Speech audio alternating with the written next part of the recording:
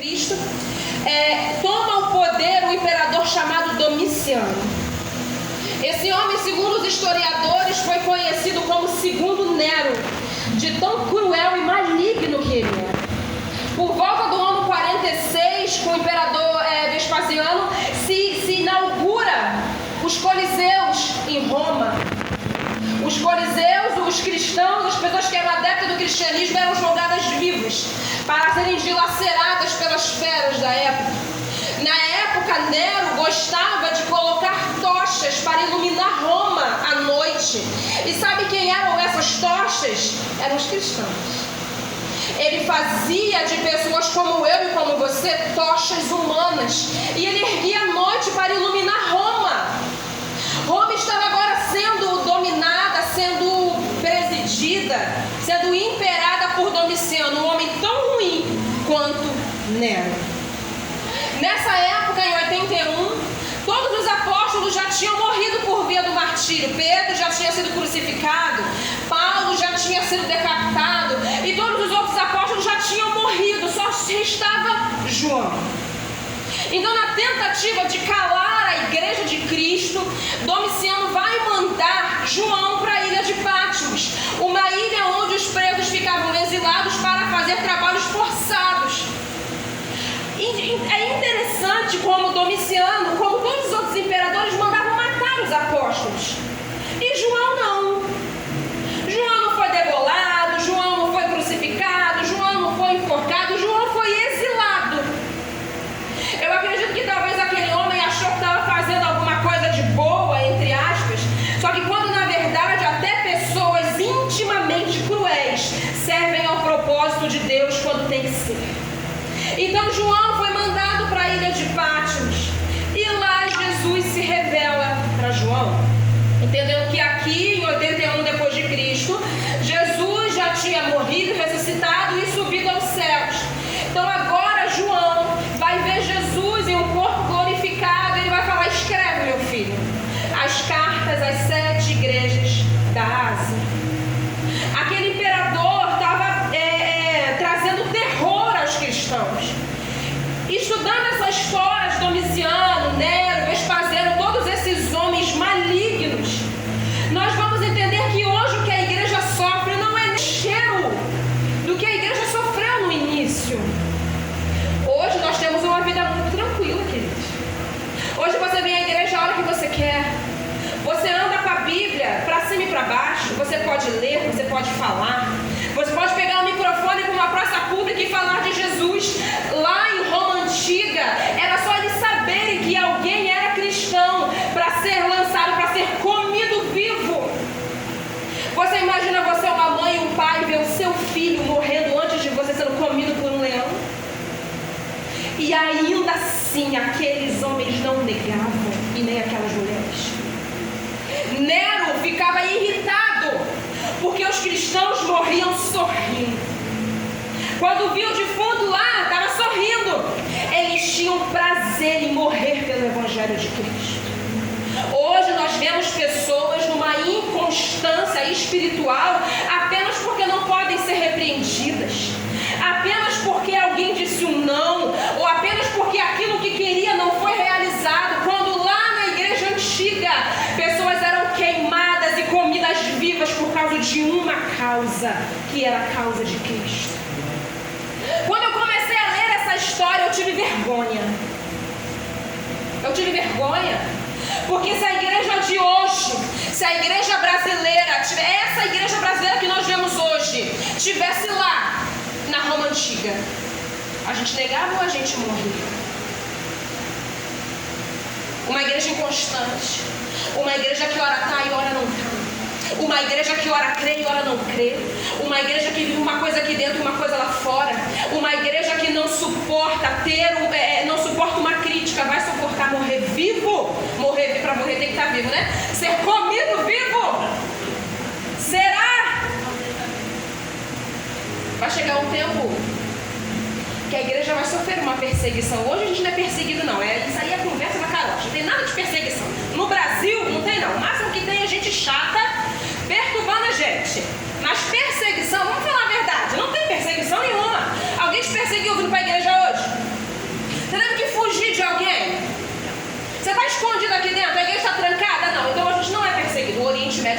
a gente não é.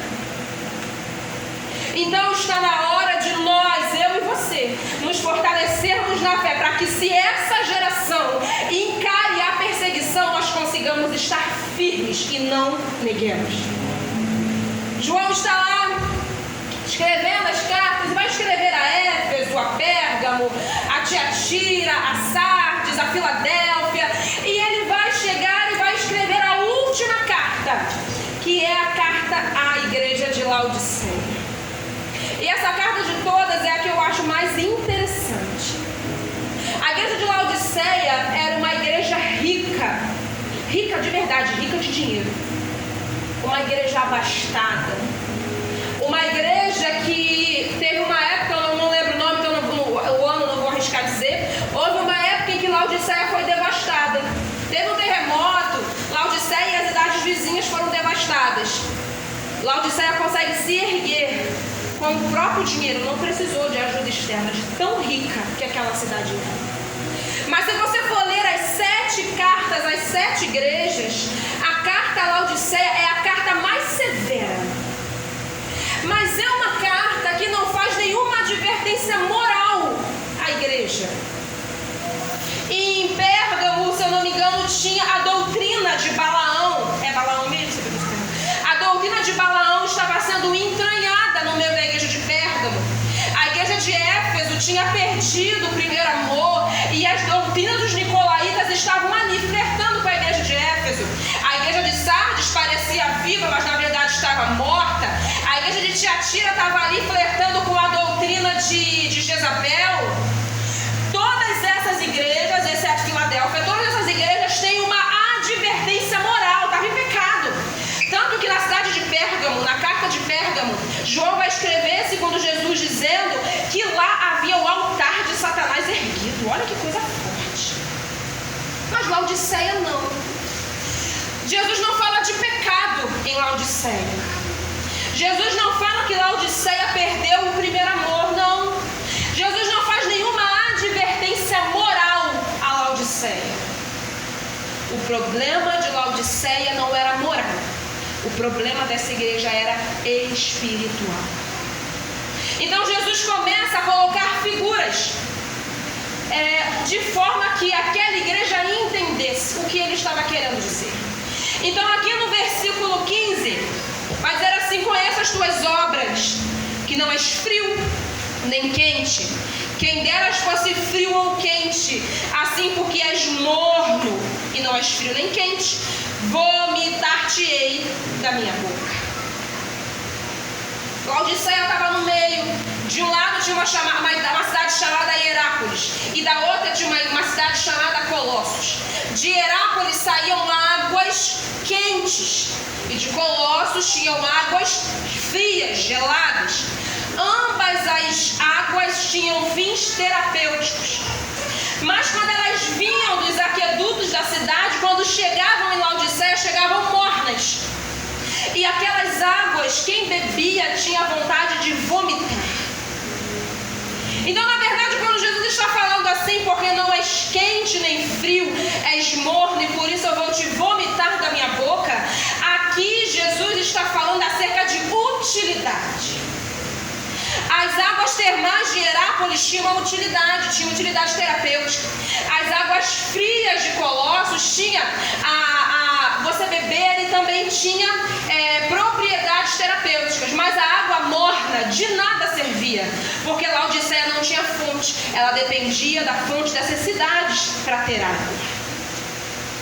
O que Jesus está querendo dizer com quente nem frio? A gente ouve muitas pessoas acharem que esse quente e frio é aquela pessoa que está lá no Espírito Santo, sente, fala em línguas, está pegando fogo. E o frio é o que a galera vai chamar dos sorveterianos, não sei mais o que. É a galera que não fala em línguas, é a galera que não entrega revelação, é a galera que no culto está ali tranquila, quietinho, prestando a sua adoração lá, tranquilo. A galera que pega fogo é a galera cheia do Espírito Santo. A galera que chora ali no seu quietinho é a galera fria. Não. Aqui se está falando de utilidade. Laodiceia não estava tendo utilidade espiritual. Laodiceia estava com uma vida espiritual infrutífera. Laodiceia estava com a vida espiritual nauseante. Olha que coisa terrível. Jesus dizer que quando olhava para Laodiceia tinha enjoo. Mas como assim enjoo? Não tem pecado em Laodiceia.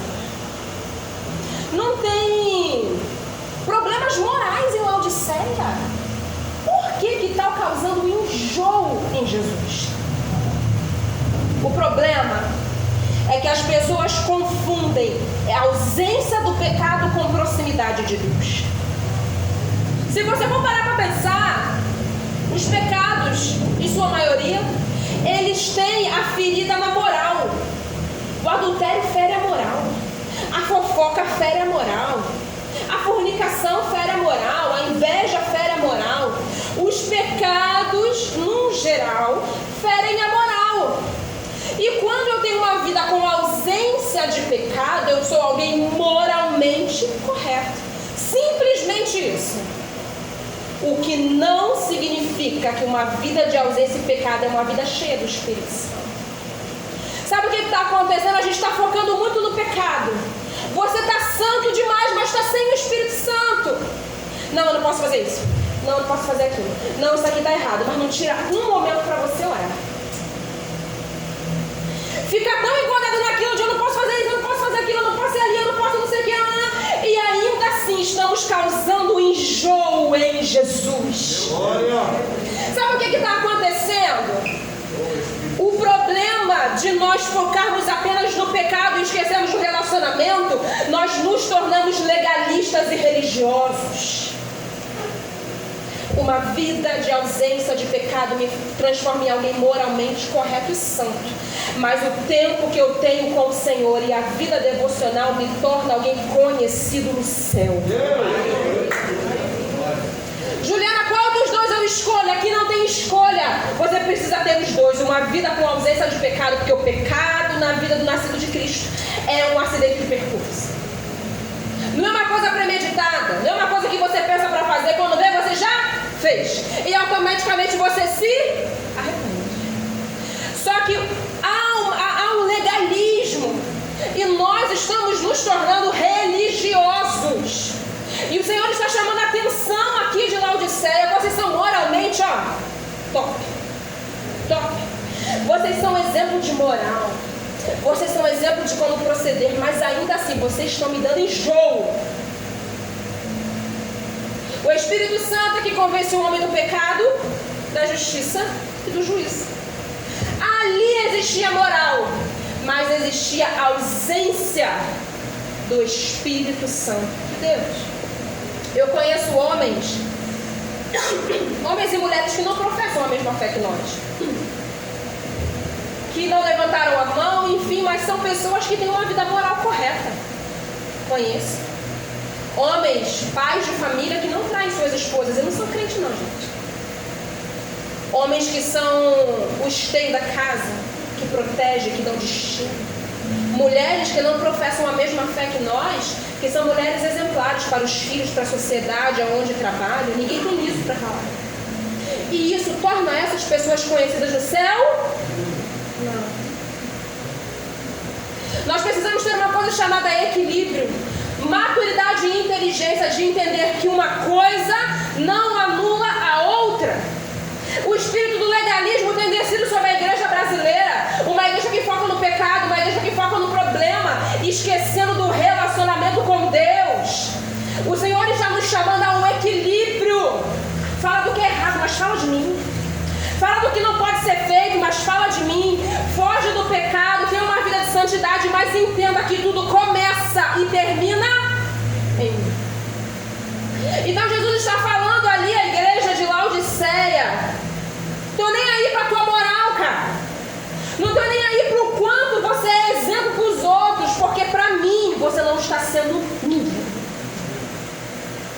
Gente, quando eu estava conversando com o Felipe hoje de tarde, como essa carta confrontou a minha alma. Porque eu li, eu falei assim: Senhor, fala comigo primeiro. E eu li, eu estudei, e confrontou, sangrou a minha alma quando eu estudei essa carta. O farisaísmo tem entrado no meio do Evangelho de Cristo. Pessoas que levantam, oram em público, são boas, são exemplo, mas no secreto não são ninguém. Quem deras fosse frio, quem deras fosse quente, mas tu é morno. A mornidão espiritual tem tomado conta de muitos. As pessoas entram num culto onde a glória do Senhor é manifesta e dizem assim: não tinha a presença de Deus hoje não. Porque a Juliana não tinha unção. Porque o Ezequias, o pastor, o Felipe, quem pregou, estava sem unção. Nós estamos responsabilizando outros, quando a responsabilidade de um relacionamento íntimo com Deus é minha. O que eu canto, o que eu falo, o que eu prego impacta na tua vida espiritual? Eu posso estar falando meia dúzia de besteira aqui, mas se você tem relacionamento com Deus, Ele vai se revelar para você. Só que nós estamos vivendo na época do Antigo Testamento, que tinha que ter um intermediário. Parece que o véu do templo ainda não se rasgou, ainda tem que ter um intermediário. Então, no caso da igreja, é o ministro de louvor, é a pessoa que dá a oferta, é o pregador. Todo mundo é culpado pela minha mornidão espiritual, menos eu. Você acha, de verdade, que a gente fica a semana inteira sem falar com Ele? Vai ser no culto que Ele vai falar com a gente? Sério mesmo? A semana inteira não lê a Bíblia, a semana inteira não ora, a semana inteira não tem uma devocional. Senhor, usa o ministro para falar comigo. Não! Apartai-vos de mim, maldito, pois eu não vos conheço. Eu não quero ouvir isso. Então Jesus está chamando a atenção aqui da igreja de Laodiceia. Olha só, Laodiceia, acorda. Acorda, porque está ruim pro teu lado. Continua com a moral, continua assim. Continua com a ausência de pecado, continua assim. Mas você precisa devolver no meu lugar, que é o centro. Meu Deus. Uma cidade rica. Laodiceia era muito rica. E olha o que Jesus vai dizer aqui, 17. Como dizes, rico sou, estou enriquecido e de nada tenho falta. E não sabes que és um desgraçado, miserável, pobre, cego e nu. Veja, olha que coisa terrível, tu passava com isso. O que ele está dizendo? Tu diz que tu é rico, Laodiceia. Tu diz que tu tem tudo, tu diz que é abastado, mas eu digo que tu é miserável. Tu é pobre, tu é cego, tu é nu. Porque diante de mim eu não tenho te reconhecido. Quando Jesus olha para a terra e me vê e te vê, o que ele vê? Já parou para pensar nisso? O que ele tem visto? Jesus, quando me vê, diz assim: ela é fria. Show de bola, tá tranquilo. E ela é quente. Caraca, ela é morta. O que ele tem visto em você? A nossa vida espiritual e a nossa intimidade com Deus, ela não é medida por quantas vezes eu falo em línguas, ou por quantas revelações eu entrego, ou por quantas vezes eu me movimento, mas sim pela intensidade de entrega que eu tenho com Ele quando ninguém me vê. Aqui é uma igreja no coletivo. Laodiceia está mandando para o coletivo. Mas sabe o que destrói Laodiceia? Não é o coletivo não, querido, é o individual. Porque se você junta vários individuais mornos, é impossível o coletivo ser quente. E tu acha que um único ser humano vai conseguir aquecer todo mundo, sendo que quem promove o avivamento é o Espírito Santo. Homem nenhum tem a capacidade de promover o avivamento na igreja se não for o Espírito Santo de Deus. Laodiceia não tinha o Espírito Santo de Deus. Aí mais embaixo, aconselho-te, olha que interessante, Jesus ali. Aconselho-te que de mim compre ouro provado no fogo, para que te enriqueças. A igreja já era rica, tá? Olha o que Jesus está falando. Aconselho-te que de mim compre ouro provado no fogo, para que te enriqueças. Roupas brancas para que te vistas, e não apareça a vergonha na tua nudez, e que unja os teus olhos com colírio para que vejas. Deixa eu te contextualizar isso aqui. Do ouro você já entendeu? Laodiceia era rica. Jesus está dizendo assim, compra de mim, porque tu tem dinheiro não, tá pobre. Ela era rica. E Jesus está falando, compra de mim ouro, para que te enriqueças. Compra lã de mim, para que te vistas e esconda a vergonha da tua nudez. Laodiceia era, a cidade, era uma referência em produção de tecido. Na época da Roma antiga, a roupa era muito cara, gente. Não tinha essas roupas de R$19,90 que a gente compra na esquina, não. Tecido era caro. E Laodiceia era um centro têxtil, era uma cidade conhecida pela produção de tecido. E Jesus está dizendo o quê? Compra lã de mim, porque tu tá sem roupa. Como assim? Compra ouro de mim, porque tu tá pobre. Como essa cidade era rica, Henrique? Compra roupa de mim, porque tu tá nu. Como se lá era o centro têxtil da cidade. Aí ele vai dizer o que aqui embaixo? Unja os teus olhos de colírio, para que vejas. Em Laodiceia tinha um centro oftalmológico. Todo mundo que tinha problema de visão ia lá para Laodiceia, para ficar bom. E Jesus está dizendo o que aqui? Você precisa de colírio, que vem de mim, para que você veja. E o tema que Deus me deu para essa mensagem foi o seguinte: diagnóstico de Jesus. Nem tudo que parece é. Nem tudo que parece é. Olha como é que Jesus, a inteligência de Jesus me deixa perplexa. Ele pega tudo aquilo que a cidade tinha de bom e famosa para os outros e diz: isso diante de mim nada vale. A tua inteligência sem mim de nada vale.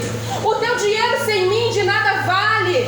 Tudo que você faz de bom sem mim de nada vale se o primeiro lugar não for meu. Aleluia. Compra ouro de mim, porque a tua riqueza vai te afundar. Compra roupa de mim, porque tu tá sem roupa. Coloca colírio que vem de mim nos teus olhos, porque você está cego. Quantas pessoas com cegueira espiritual no nosso meio? Está ali, mas não vê. Você tem frio, porque não tem o que vestir espiritualmente. Quantas pessoas desanimadas no nosso meio? Quantas pessoas que dizem: não consigo mais sentir, não consigo mais fazer, não consigo mais ser. O Senhor está chamando hoje você e a mim de volta. Volta, porque ainda dá tempo. 19 ele diz assim: eu repreendo e castigo todos quanto amo. Sê pois zeloso e arrepende-te. Eis que estou à porta e bato. E nenhuma das 7 igrejas ele fala isso aqui. Eu li e reli várias vezes. E nenhuma das 7 igrejas ele fala: eis que estou à porta e bato. Léo, não fala. O que você entende de alguém que diz: eis que estou à porta e bato? Só bate na porta quem está do lado de... Ele não fala isso para Pérgamo. E olha que tinha um altar de Satanás lá, mas não fala isso para Pérgamo. Ele não fala isso para Sardes, que aparência tem de estar vivo, mas está morto. Ele não fala isso para Sardes. Ele não fala isso para Éfeso. Não. Ele não fala para Tiatira. Não, fala não. E olha que Jezabel estava descendo a lenha lá em Tiatira. Fala não. Mas ele fala para Laodiceia: eis que estou à porta e bato. O que eu entendo com isso? Se Jesus está à porta e bate, é porque ele estava do lado de fora. Uma igreja que se orgulhava de quem era. Uma igreja que se orgulhava da sua própria santidade. Uma igreja que se orgulhava de tudo aquilo que conquistou e possuiu. Mas Jesus estava do lado de fora. Jesus está do lado de dentro ou está do lado de fora? É para pensar, gente. É para avaliar. Eis que estou à porta e bato. Se alguém, isso é uma hipótese, porque vai que ninguém abre, né? Se alguém ouvir a minha voz e abrir a porta, entrarei até ele, com ele cearei e ele comigo. Se alguém abrir a porta, olha o nível de decepção que Jesus estava com Laodiceia. Se alguém abrir a porta e ouvir a minha voz, eles estavam surdos, não ouviam. Eles estavam muito contentes com eles mesmos. A vida deles era boa, irmã Salete, era boa, muito boa. A vida deles tinha tudo que... Eles eram um exemplo. Laodiceia era um exemplo para todas as outras igrejas. Eu imagino que eu levava assim, tem que ser igual a Laodiceia. Tem que ser igual a Laodiceia. Laodiceia está tranquilo, Laodiceia não tem doutrinas erradas. Laodiceia tem que ser igual a Laodiceia, mas só Jesus sabia quem era Laodiceia. Você não sabe quem é a Juliana? Sabe não. Sabe quem sabe que eu sou eu? Quem sou eu? É ele. Vocês têm uma ideia de quem eu possa ser, mas a certeza só quem tem é ele. Ele sabe quem eu sou quando ninguém está me vendo. Ele sabe quem eu sou quando eu estou com isso aqui, ó, e ele não está perto de mim. Jesus sabe quem eu sou. Jesus sabe quem eu sou quando eu estou em casa sozinha e não tem ninguém lá comigo. Ele sabe quem eu sou. Jesus sabe quem eu sou no ônibus quando eu estou indo trabalhar, no trem quando eu estou indo trabalhar. Deus sabe quem nós somos. Então não adianta nós mostrarmos algo por fora que não testifica aquilo que está do lado de Deus. Laodiceia sofria de uma falta de temor. Isso é falta de temor. Laodiceia sofria de uma religiosidade exacerbada. Laodiceia sofria de uma ausência do Espírito Santo de Deus. Sabe quando você vai entrar por essas portas e vai dizer que foi o melhor culto da tua vida, que você sentiu a presença de Deus? Quando você começar a sentir ela dentro da tua casa. Porque enquanto nós não tivermos uma vida com Deus no individual, o coletivo sempre vai ser ruim. Quando nós não nos desbloquearmos no mundo espiritual, quando nós não decidirmos mudar a nossa vida espiritual, o culto sempre vai ser ruim, a pregação sempre vai ser ruim, o louvor sempre vai ser ruim, porque o problema não é o que acontece do lado de fora. O problema é o que não está acontecendo do lado de dentro. Glória! Aleluia! Da mesma forma com que o Senhor fez sangrar a minha alma, eu espero em Cristo Jesus que Ele esteja sangrando a tua alma nesse momento. Aleluia! E que a vergonha que você esteja sentindo seja tão intensa quanto a vergonha que eu senti, a ponto da minha mentalidade ser transformada quando eu li isso aqui de forma intencional. Eu não li para pregar, eu li para aprender. Eu não li para pregar, eu li para apanhar. Eu falei, Senhor, bate em mim. Bate em mim que eu quero entender isso aqui. Eu quero entender por que uma igreja moralmente correta te dava enjoo. Eu quero entender isso. O fervor do Espírito Santo está à espera daqueles que têm disposição para buscar. Deus não está ausente do povo está ausente de Deus. Deus não deu as costas para o povo deu as costas para Deus. Ele é imutável, ele não muda, ele está no mesmo lugar, mas quem se distancia da fonte sou eu. Por que eu estou na escuridão? Porque eu me distancio da luz. Ah não, Juliana, ser cristão é muito difícil, mas eu não sei de onde eu posso tirar isso, diante do Espírito Santo. Eu não sei qual é a tão dificuldade de ser nascido de Cristo, pastor, eu não sei. É difícil ser livre, gente? Para mim é muito fácil ser livre. Ter uma vida moralmente correta é difícil? Não é não. Ter uma vida com Deus é difícil? Não é não. Gente, ficar ansioso por horário do culto transforma a nossa vida. Querer estar diante de Deus em todo o tempo transforma a nossa vida. Você está parado do nada. Quando você o Espírito Santo fala assim, ajoelha e olha que eu quero falar contigo. Mas isso só acontece quando você está com os ouvidos abertos para ouvir o que Ele tem a te dizer. Deixa eu te dizer uma coisa nessa noite. Para de responsabilizar alguém por aquilo que você deve fazer.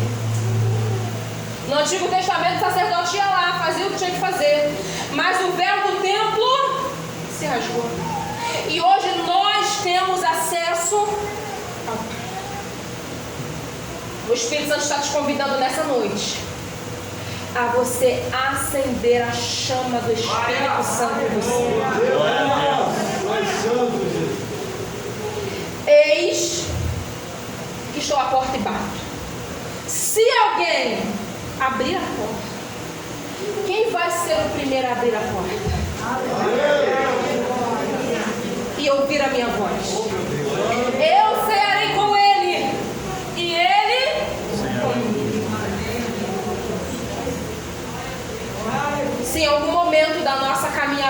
Cristo.